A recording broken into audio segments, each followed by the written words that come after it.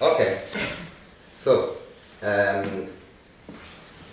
what is an energy healing session, what I'm going to do, and how I work, that's what I'm going to explain. Yeah? So, in the body, we have our physical body, we have our mental body, our spiritual body, and emotional, mental, so 4 aspects. Yes, you can maybe translate to. No. Yes, you understand. Yes. Okay. So there's a lot of chakras in the 100 of chakras, and chakras is energetic centers. It's centers of energy in the body.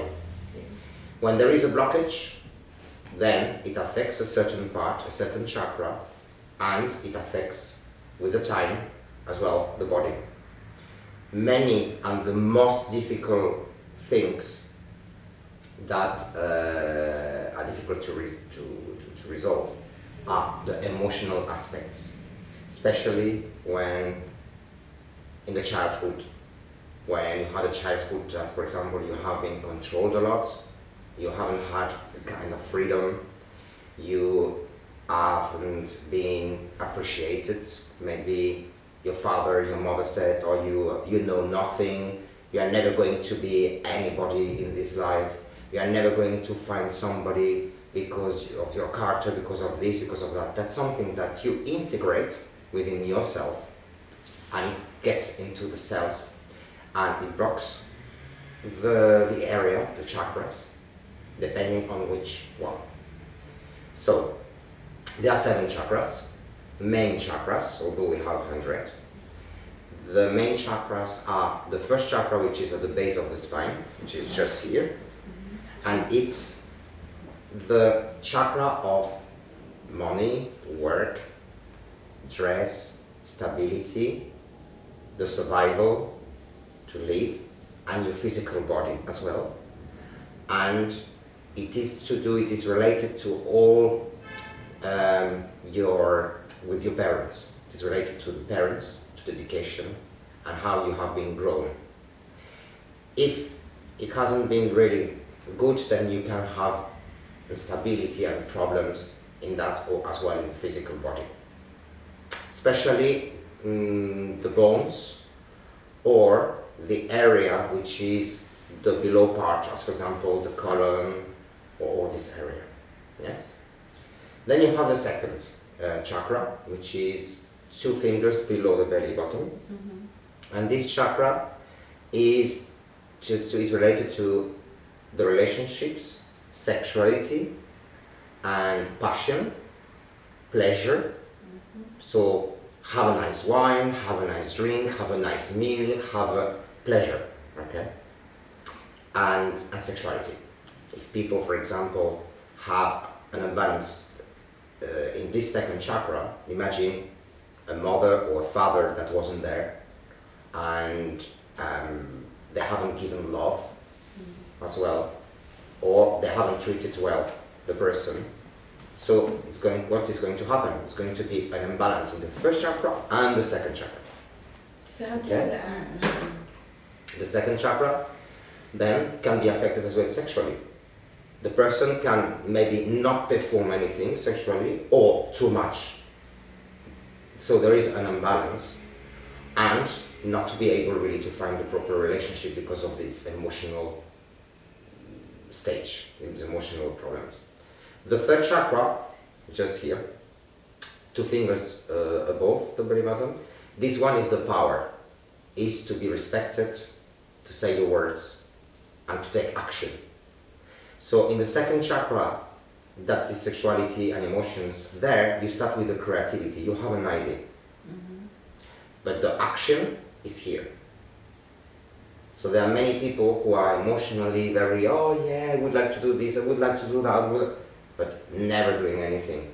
So what happens? This third chakra is imbalanced, and the third chakra is really to reach a stage, to take action and accomplish the thing.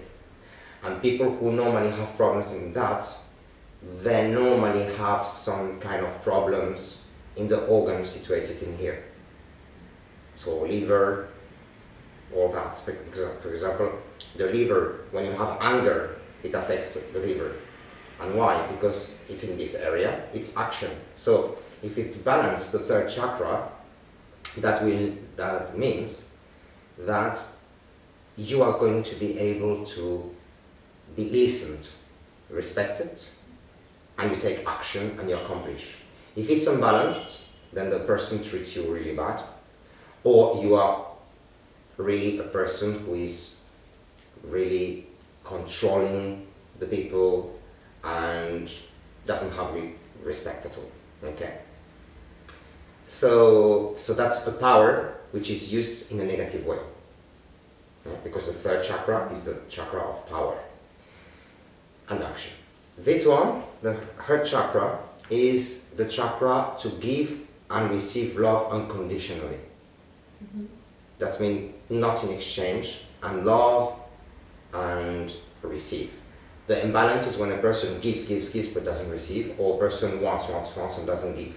So there is an imbalance. That's why, for example, I've noticed people, so women who have breast cancer, I noticed that in general, they give a lot, but they don't give to themselves. Mm-hmm. Okay? Then you have the throat chakra. And the throat chakra is the communication. It means the communication with people. And to repair this chakra, then it's good if you can then verbalize and say the things or write the things. But it's as well the internal communication. That means that sometimes you need to talk to yourself and really find out the answer about what you want. And if you can't talk, you can't express, then you can do exercises as affirmations or write all these issues. Okay? So it's a way of releasing. And obviously exercises you can do is, if we're talking about the throat chakra, then you can sing, you can shout, you can do whatever with your voice. Okay. Sixth chakra, it's just here. And it's the intuition. It's your mind, the intuition, and it's how you see things intuitively, how you digest things, and how you can have like is to see not only what your eyes show you, but as well to see from inside, because you know. Or sometimes you cannot see it physically, but you have a feeling. Then if you have a feeling, this intuition mixes with the second chakra, because the feelings are the second chakra. So it's people who feel. Maybe they feel, I have a stomach ache, I have something here. It's like something is wrong with this person. Or you can as well perceive and receive pain where the person has pain. Mm-hmm. Yes, and that's another kind of intuition. Yes, another kind of clairvoyance. So that's the intuition, the mind, and the seventh chakra, which is the crown chakra. It is the spiritual chakra. So it is your beliefs, your religion, your connection with the universe, and the connection with a higher energy. So those are the seven chakras. What does imbalance the seventh chakra? When you have contradictions, and when you have, for example, religion can be a problem that imbalances, and you have a fight without yourself about what you believe, what you don't, how you've been educated, how not. And then obviously you have the first and the second chakra. They're like united, because the chakra, the seventh, is the spirit, and the first is the body. So there you have a little bit like, you can have an imbalance about education that you receive, but then the connection that you have. So that's one thing. Meditation is good for that, because it helps, and it's a kind of energy that can then help you to clear all the body, but as well the seventh chakra. Yes. Okay. And then you have all the chakras that are secondary, as for example the feet, which is the action to go, which direction you go. The hands about what you do as well. Okay. Okay, so then, and then how I do the other question. That's about the chakras, is clear? Any question about that? انا عارفه خلاص. والله؟ ابغى افتحها اي ابغى افتح لان احسها كلها مقفله. She's saying that I feel like all of them are blocked. Well, are blocked. Well, they cannot be all blocked. They may be imbalanced, no, in a way, Okay. and some can be blocked. So we can Yeah. do